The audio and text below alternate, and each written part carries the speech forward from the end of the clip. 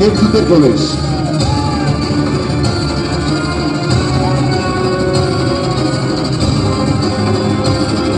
দেবরাজ, মর্ত ও পাতাল লোক জয় করে এখন স্বর্গলোকে তখন নিতে আসছে চন্ড ও মুন্ড নামে কি অসুর।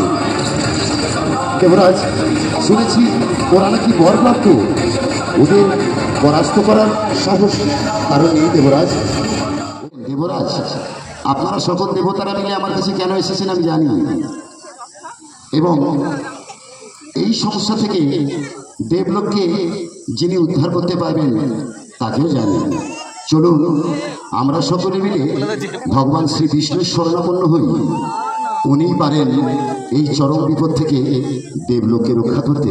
আসুন আমরা সকলে মিলে ভগবান শ্রী বিষ্ণুর স্তুতি করতে লাগলেন। তাতে প্রসন্ন হয়ে শ্রী বিষ্ণু বললেন, হে দেবগণ, আপনারা কি কারণে আমার কাছে এসেছেন আমি জানি, এবং তার সমাধানও কি আমি জানি, তবে তা আমার দ্বারা সম্ভব নয়। এটুকু আপনাদের বলে রাখি। চলুন আমরা যাই বাবা মহাদেব ও মাতা পার্বতী যেখানে বিরাজ করছেন সেই স্থানে। বাবা মহাদেব এবং মাতা পার্বতী একান্তে সময় কাটাচ্ছেন কৈলাসে। তারা নিজেদের মধ্যে একান্তে সময় যাপনে ব্যস্ত। চারিদিকে মনোরম পরিবেশ, এবং সেই পরিবেশে বাবা মহাদেব ও পার্বতী দুজনে বিভোর হয়ে রয়েছে। সমস্ত সৃষ্টি ভুলে তারা একে অপরের সঙ্গে সময় কাটানোর আনন্দ উপভোগ করছেন। এক দারুণ অনাবিল মুহূর্ত। সারা সৃষ্টি স্তব্ধ হয়ে রয়েছে। মাতা পার্বতী বাবা মহাদেবের কাছে তার সমস্ত প্রীতি, প্রণয়, ভক্তি, শ্রদ্ধা সব উজাড় করে তাদের একান্তে কাল যাপনটাকে স্মরণীয় করে তুলছেন। মনোরম মুগ্ধ পরিবেশে মাতা পার্বতীর সহর্ষ চিত্তে নৃত্যে মস্ত, এবং বাবা মহাদেবও নৃত্যে মগ্ন হয়েছে। সৃষ্টি আনন্দে ভেসে যাচ্ছে, চারিদিকে খুশির ছোঁয়া। মাতা পার্বতী এবং বাবা মহাদেব দুজনে সহর্ষ চিত্তে তাদের এই শুভ মুহূর্ত উপভোগ করছেন, এবং সমস্ত সৃষ্টি স্বর্গ মর্ত পাঠান এক আশ্চর্য আনন্দে ভরে যাচ্ছে।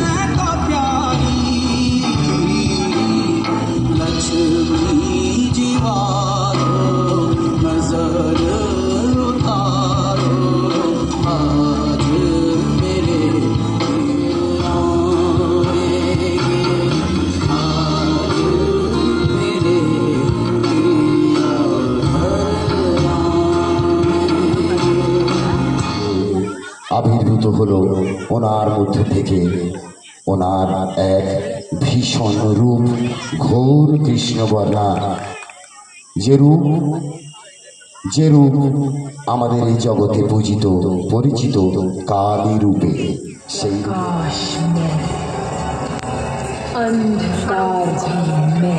काली मैं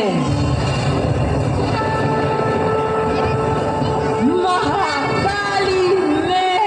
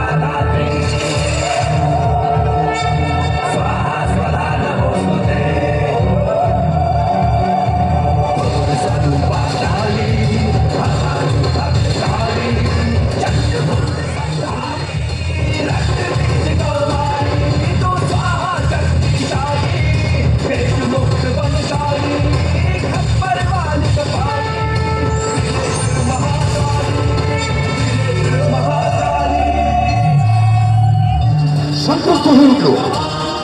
এই তুলু কে এই নারী মূর্তি? ভাই ভাই চন্দ্র, তুই জানিস? না, আমি তো জানি না দাদা। কে এই নারী মূর্তি? এই মূর্তি তো আগে দেখিনি। তখন সেই মূর্তি বলে উঠলেন, আমি কালী, তোদের কাল আমি, তোদের ধ্বংসের জন্যই আমার আবির্ভাব। আজ তোদের মৃত্যু আমার হাতে নিশ্চিত। শুনে রাখ, তোদের রসুল রাজ্যে বর পেয়েছে, সেই বর আমার কাছে খাটে না। আমি কালী, মহাকালী, তোদের কাল।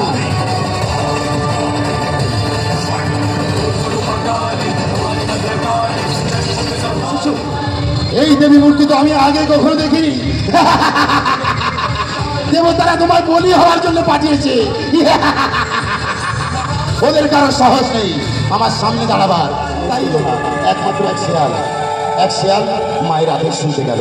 মা তৎক্ষণাৎ রক্তবীজের মাথা কেটে নিজের হাতে ধরে এবং শেয়ালকে বললেন, এর এক ফোঁটা রক্ত যেন মাটিতে না পড়ে, কি লক্ষ্য রাখ। শেয়াল ঠিক মায়ের আজ্ঞা পালন করতে থাকলো এবং ফোঁটা ফোঁটা রক্ত মোটেও মাটিতে পড়তে দিল না এবং ধীরে ধীরে রক্তবীজ তার সমস্ত ক্ষমতা হাতে দিল না। কথা শোনো বেশ, তবে তুমি কি শুনবে না আমার কথা? তবে শুনতে চাইছো না, চিনতে পারছো না আমাকে? তবে শোনো কালী, তোমায় যদি যেতে হয় এই সৃষ্টি ধ্বংস করতেই হয়, আমার ওপর দিয়ে তোমায় যেতে হবে। দেখি তোমার কেমন সাহস, তুমি আমায় মারিয়ে যাও, তারপর সৃষ্টি ধ্বংস। এ কি করলাম আমি? এ কি করলাম? এবং লজ্জায় তৎক্ষণাৎ মায়ের জি সংকোচী লজ্জায় বেরিয়ে এলো এবং আমরা সকল ভক্তকুল গোটা সৃষ্টি ওনাকে যে রূপে চিনি, আমাদের মায়ের সেই রূপ আমাদের সামনে বেরিয়ে এলো এবং মা বুঝতে পারলেন, মায়ের জ্ঞানের উদয় হলো। উনি চিনলেন যে আমার পায়ের নিচে আমারই আরাধ্য দেবতা, আমারই প্রভু, এই যে স্বয়ং মহাদেব। এ কি আমি করলাম? হে প্রভু, আমায় ক্ষমা করুন।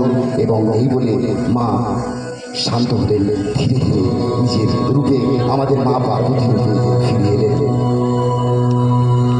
ओम जयंती मंगल काली भद्रकाली कपालिनी दुर्गा शिवा क्षमाधत्ते ओम कालिकायै नमो नमः।